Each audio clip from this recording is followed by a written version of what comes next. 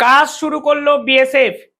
BJP লাগাতার ভাবে এই পুশব্যাক এবং কাঁটাতার দেওয়াকে কেন্দ্র করে বিএসএফ এর বিপক্ষে একাধিক পদক্ষেপ নিতে শুরু করেছিল। প্রাথমিকভাবে ভারত বুঝতে পারছিল না যে এই সমস্যার সমাধানটা কিভাবে করা সম্ভব, কারণ বিজেপি অত্যন্ত সুকৌশলে বাংলাদেশের সাধারণ মানুষকে বিএসএফ কে বাধা দেওয়ার কাজে ব্যবহার করছিল। কালকে শিলিগুড়ি করিডোরের কাছে বিএসএফ যখন কাঁটাতার দেয় তখন বাংলাদেশিদের পক্ষ থেকে ইট ছোড়া হয়, কিংবা কখনো কখনো আমরা দেখছি যে ধারালো অস্ত্র নিয়ে বিএসএফ এর দিকে লক্ষ্য করে কোনো ধরনের পদক্ষেপ গ্রহণ করার চেষ্টা বাংলাদেশিদের পক্ষ থেকে করা হচ্ছে। এবং আমরা কিন্তু খুব সহজেই বুঝে যাই এর পিছনে আছে বর্ডার গার্ড অফ বাংলাদেশের রণকৌশল। তারা যেন তেন প্রকারে এই সীমান্তে কাঁটাতার দেওয়ার বিষয়টিকে আটকানোর চেষ্টা করেছে, কারণ তারা জানে যদি সীমান্তে কাঁটাতার দেওয়া কমপ্লিট হয়ে যায় তাহলে তারা টাকা খেয়ে অবৈধ অনুপ্রবেশকারীদের ভারতবর্ষে ঢোকাতে পারবে না। পরবর্তীকালে বিএসএফ আসরে নামে।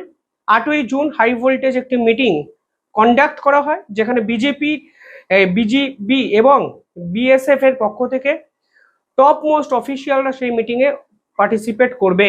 আর সেই মিটিং এর আগেই কালকে মুর্শিদাবাদ থেকে 17 জন বাংলাদেশিকে পুশব্যাক করে বাংলাদেশে পাঠিয়ে দেওয়া হলো। অর্থাৎ ঘরের ছেলে ঘরে ফিরে যাও। তোমরা বুঝতেই পারোনি তোমরা কাদের বিপক্ষে লড়ছো। তোমরা ভারতীয় বিএসএফ কে তোমরা ইট ছুটছো। তোমরা জানোই না এই বিএসএফ বা ভারতীয় সেনা পৃথিবীর অন্যতম শক্তিশালী সেনা। তাদের বিপক্ষে রুখে দাঁড়ানোর ক্ষমতা বাংলাদেশের মতো ছোট্ট পুচকে রাষ্ট্রের যে নেই তা তারা জেনেও এই ধরনের সাহসী পদক্ষেপ ক্রমাগত করছিল। যেই সাহসী পদক্ষেপের দিন শেষ, বিএসএফ এত বাধা বিপত্তি সত্ত্বেও 17 জন বাংলাদেশিকে মুর্শিদাবাদের সীমান্ত দিয়ে তাদের দেশে পাঠিয়ে দেয়। অর্থাৎ শুভেন্দু অধিকারী যেটি চেয়েছিলেন ঠিক সেরকম ভাবে অ্যাকশন এক্ষেত্রে বিএসএফ কিন্তু নিয়েছে। এবং ডিটেক্ট, ডিলিট, ডিপোর্ট, জাল আধার কার্ড, জাল ভোটার কার্ড, জাল প্যান কার্ড, এই সকল দিন শেষ।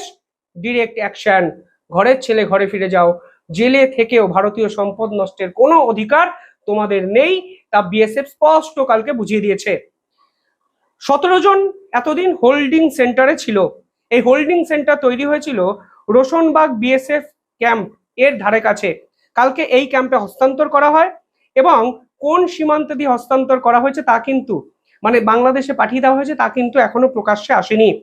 গত শুক্রবার মালদার ইংলিশ বাজারে হোল্ডিং সেন্টার থেকে এর আগে 9 জন অনুপ্রবেশকারীকে কিন্তু বাংলাদেশে পুশব্যাক করা হয়। অর্থাৎ যতই বিরোধিতা আসুক বিএসএফ এর কাজ কিন্তু ক্রমাগত চালাচ্ছে। হোল্ডিং সেন্টারে আরো 9 জন এই বাংলাদেশি এতদিন অবধি বন্দী ছিল, যাদেরকেও পুশব্যাক করা হয়েছে বলে বিএসএফ মারফত পরিষ্কার জানিয়ে দেওয়া হয়েছে। শনিবার রাতে যাদের ফেরত পাঠানো হলো তাদের মধ্যে অন্যতম হলো শহীদুল ইসলাম।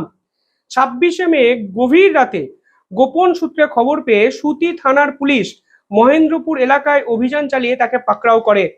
শহীদুল নিজে বলেছেন তিনি বাংলাদেশের বাসিন্দা এবং 1 বছর আগে দালাল মারফত ভারতবর্ষে আসেন এবং তৃণমূলের সৌজন্যে তারা জাল আধার কার্ড, ভোটার কার্ড, পৃথিবীর যত জাল সার্টিফিকেট হয় তিনি জোগাড় করে ফেলেন। এরপর সুতি থানার মহেন্দ্রপুর এলাকায় তরুণী বিবিকে তিনি বিয়ে করে বসেন। একই স্ক্রিপ্ট, বাংলাদেশিরা ভারতবর্ষে আসছে, গ্রামগঞ্জে ঘুরছে, গ্রামগঞ্জের কিছু দুস্থ গরিব মহিলা বা মেয়ে তাদেরকে পটিয়ে পাটিয়ে বিয়ে করছে এবং তারা ভাবছে যদি ভারতীয় কোনো নাগরিককে বিয়ে করতে পারে তাহলেই তারা ভারতীয় নাগরিক হয়ে যাচ্ছে।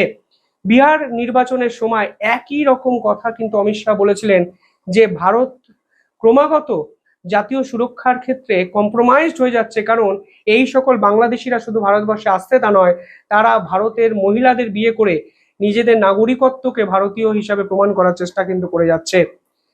বাংলাদেশের শিবগঞ্জের কালীপুর এলাকার বাসিন্দা এই পার্টিকুলারলি শহীদুল, যিনি পুরনো যে নাম তার সেই সাকিনেই ফিরে যাবেন তিনি কিন্তু বলেছেন ক্যামেরার সামনে। এছাড়া ঈদের আগে গভীর রাতে সীমান্ত পেরিয়ে বাংলাদেশে যাওয়ার সময় পুলিশের জালে ধরা পড়েন আরো 7 বাংলাদেশি। ধৃতদের বাড়ি বাংলাদেশের কুষ্টিয়া জেলার দৌলতপুর এলাকায়। তারা কেরলে পরিযায়ী শ্রমিকের কাজ করছিলেন এবং ঈদের আগে বিতপুর হয়ে সীমান্তের দিকে যাওয়ার সময় পুলিশ তাদের ধরে নেয়। তারপর হোল্ডিং সেন্টারে জায়গা পায় এবং 7 জনও পুশব্যাকের সৌজন্যে এখন বাংলাদেশে। শনিবার লালগোলা থেকে আরো 2 জন বাংলাদেশিকে আটক করা হয়। ঘটনাচক্রে সমস্ত কিছুই কিন্তু পশ্চিমবঙ্গের সঙ্গে জড়িত হয়ে যাচ্ছে। লালগোলা বলুন, নিমতা বলুন, আমাদের বাংলা যেন বাংলাদেশিদের একটি সেফ হাউস হিসাবে এতদিন তৈরি করা হয়েছিল মমতা ব্যানার্জির সরকারের সৌজন্যে। এছাড়া বিভিন্ন জায়গায় ধরপাকড় চলছে। লালকেল্লার পদ্মা ভবনের পাশাপাশি আরো হোল্ডিং সেন্টার তৈরি করা হচ্ছে। অর্থাৎ ডিটেক্ট, ডিলিট এবং ডিপোর্ট প্রক্রিয়া সম্পূর্ণ নির্বিঘ্নে শেষ করার জন্য বিএসএফ এবং পশ্চিমবঙ্গ সরকার একত্রে কাজ করছে, তা কিন্তু পরিষ্কার। পাশাপাশি এই যে পার্টিকুলার অরাজকতা সীমান্তে তৈরি হচ্ছে, সেই পুরো বিষয়ে কিন্তু বিএসএফ অত্যন্ত তৎপর।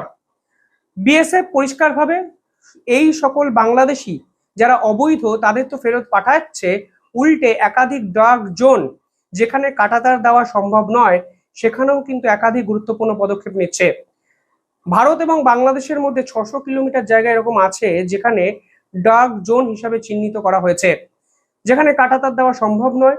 নদী, জলাশয়, পাথুরে ভূমি, জঙ্গল, অবস্থা এমনই যেখানে সূর্য রশ্মি মাটি অবধি পৌঁছায় না, ফলে এই জায়গাটি অন্ধকারাচ্ছন্ন হয়ে থাকে। দালালরা বেসিক্যালি সেই জায়গাটিকেই কাজে লাগানোর চেষ্টা করছে, তা কিন্তু পরিষ্কার। ফলে সেই জায়গাতে থার্মাল ডিটেকশন লাগানো হচ্ছে। ফলে কোনো অবস্থায় যদি কোনো মুভমেন্ট ওই জায়গায় তৈরি হয় তাহলে বিএসএফ এর মনিটরে কিন্তু সেটি ধরা পড়বে। রেডিয়েশন ওরিয়েন্টেড একাধিক পদক্ষেপ নেওয়া হয়েছে।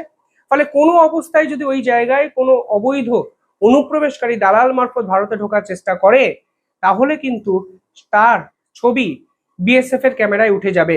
অর্থাৎ পশ্চিমবঙ্গকে কেন্দ্র করে যে অবৈধ অনুপ্রবেশকারী ব্যবসা দিনের পর দিন চলতো, সেই ব্যবসা শেষ করার পদক্ষেপ এখানে বিএসএফ এর পক্ষ থেকে নেওয়া হচ্ছে, যা জাতীয় সুরক্ষার জন্য অত্যন্ত ইম্পর্টেন্ট। আরো একটা ইম্পর্টেন্ট বিষয়, অমিত শাহ কিন্তু একটা হাই ভোল্টেজ কমিটিও তৈরি করেছেন। অর্থাৎ সীমান্ত পার্শ্ববর্তী এলাকায় কোনো ধরনের অবৈধ কাজকর্ম যেন না হয় সেই কমিটি যেমন দেখবে, একই সঙ্গে বিএসএফ এর কাঁটাতার দেওয়ার কাজকে শেষ করার কথা ভাবা হবে। অন্যদিকে বর্ডার গার্ড অফ বাংলাদেশের যে বারবারন্ত, সেটাকে কিভাবে শেষ করা যায় তাও কিন্তু এই কমিটি একটি রিপোর্ট পেশ করবে। ভারত চাইলেই কিন্তু এখানে অনেক কিছু বাংলাদেশের বিপক্ষে করতে পারে, কিন্তু ধীরে চলো নীতি নিয়ে ভারত বাংলাদেশকে যেভাবে তিলে তিলে এই পার্টিকুলার ইস্যুতে শেষ করছে, সেটাও কিন্তু সাম্প্রতিক সময় সব থেকে বড় দৃষ্টান্ত হয়ে থেকে যাচ্ছে। ভারত কখনোই চায় না বাংলাদেশের সঙ্গে সংঘাতে জড়াতে, কিন্তু যে বাংলাদেশ দিনের পর দিন ভারতের দয়া দাক্ষিণ্যে বেঁচে আছে, সেই বাংলাদেশ যখন ভারতের থেকে এগিয়ে যাওয়ার চেষ্টা করে সীমান্ত নিয়ে, তখন কিন্তু ভারতকে দয়াশীলতা দেখালে হবে না, তা ভারত বুঝেছে। এবং বুঝেছে বলেই বিএসএফ এই ধরনের করা অ্যাকশনে ক্রমাগত ঝাঁপাচ্ছে। আপনারা কিভাবে দেখছেন পুরো বিষয়টি কমেন্টে